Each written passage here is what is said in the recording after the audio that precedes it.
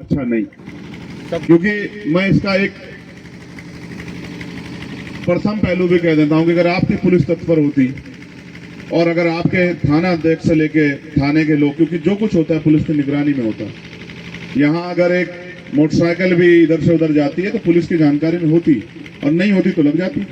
अगर इस तरह का कोई स्ट्रक्चर बन रहा था, क्योंकि षड्यंत्र है, सोचा समझा, और पुलिस का उसका निगाह नहीं है, तो ये भी पुलिस का फेलियर है।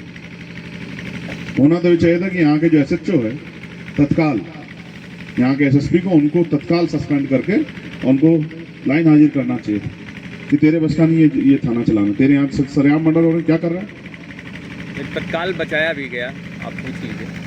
तत्काल कार्रवाई पुलिस आई, रिस्पांस पुलिस का पूछ के आई थी। वापस ला दो, सनी को वापस ला दो, हमसे ले लो, बताओ क्या चाहिए।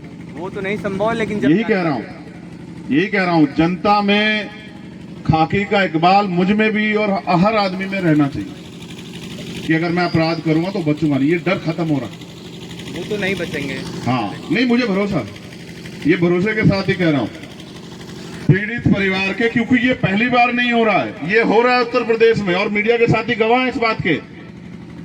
कई जगह पे पीड़ित परिवार जिनके देख रेख कोई नहीं कर रहा था, उन परिवारों को मुआवजा दिया गया है और नौकरी भी दी गई है। ये हुआ है उत्तर प्रदेश में, ये गोरखपुर में भी हुआ है, लखनऊ में भी हुआ है। इसलिए जैसा नियम आप बनाओगे वो नियम सभी के लिए होने चाहिए। लेकिन बड़े दुख के साथ कहना पड़ रहा है कि जो सरकार जो सत्ता में है वो नहीं करती आपके साथ न्याय। वो तो थोड़ा सा मौसम बदल गया, वरना आपको याद होगा कि मुख्यमंत्री तो कमजोर वर्ग के लोग, दलित पिछड़ों को अपने दफ्तर में बुलाते थे तो पहले साबुन देते थे कि हाथ पैर धो के नहा धो के तब आना। याद है, नहीं याद है आप लोगों को? याद है। जिनको आपसे इतना घृणा हो वो आपको न्याय दे देंगे, आपको लगता है? इनकी मीठी बातों पे मत जाया करो जब ये आपके यहाँ के मीठी बातें करते हैं कि ये है वो है। समझो, याद रखो इतिहास को कि ये वही मुख्यमंत्री हैं जिन्होंने अपने कार्यालय में गरीब महिलाओं को, दलितों को, पिछड़ों को, गरीबों को अपने दफ्तर में अपने पास बुलाने से पहले साबुन दिलवाए, इनको कहो नहा धो के आए।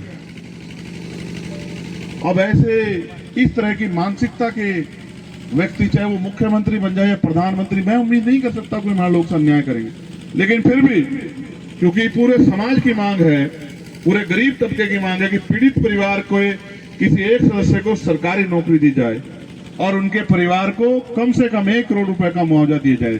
मिलना चाहिए, नहीं मिलना चाहिए भाई? और पीड़ित परिवारजनों को शासन द्वारा सशस्त्र लाइसेंस की व्यवस्था कराई जानी चाहिए। ये तो आपके अधिकार क्षेत्र में। हाँ, वो तो अप्लाई करेंगे, अप्लाई पहले ही कहा जा चुका है। ठीक है, जो भी शर्तें हैं उनके अनुसार। बाकी एक बात मुझसे भी सुन लो यार, सुनाओ।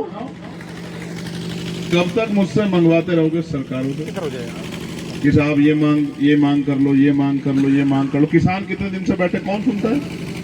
पढ़े लिखे नौजवान बेरोजगार घूम रहे हैं, भर्तियों में घोटाला है, कौन सुनता है? महंगाई ने गरीबों की कमर तोड़ दी, कौन सुनता है?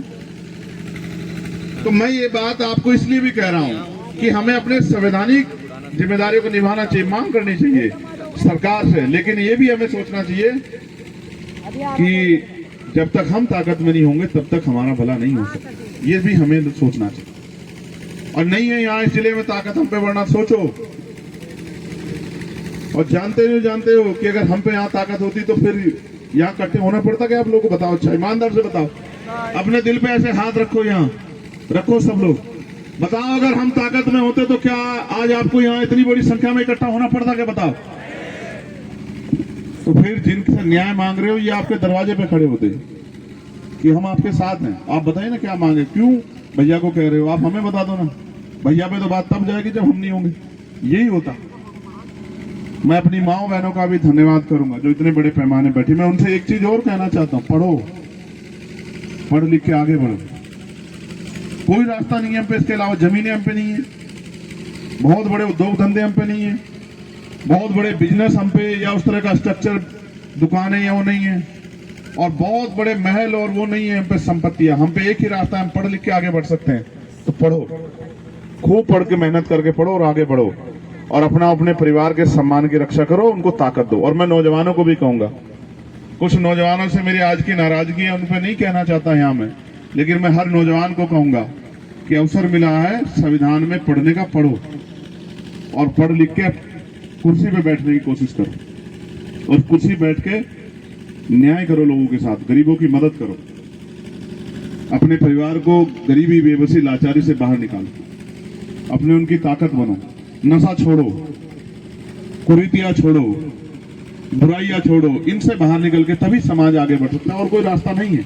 अगर आप सोचो कि 500 रुपए कमाओ और 400 रुपए की, 200 रुपए की, 300 की शराब पी लो, इससे भी बात आगे नहीं बढ़ सकती है। कुछ तो परिवर्तन आपको करने पड़ेंगे। और मैं तो बड़े, ये शुक्रताल है, यहाँ इतना बड़ा तीर्थ है हमारा और बहुत सारे हमारे धर्मगुरु रहते हो, यही जाते हो आप लोग, सब लोग जाते हो नहीं जाते हो? और क्या सीख के आते हो कि वहां से आके फिर शराब पीते हो? ये ठीक नहीं।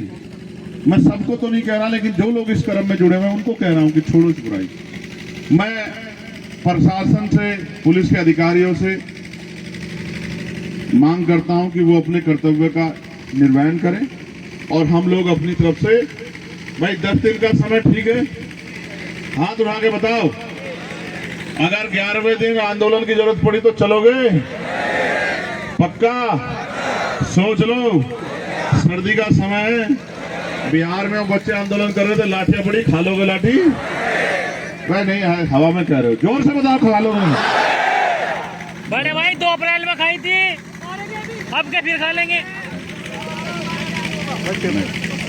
नहीं, आवाज कम है, जरा जोर से बताओ। नहीं, मरने मारना रास्ता नहीं है। शांत हो जाओ। क्या कह रहे?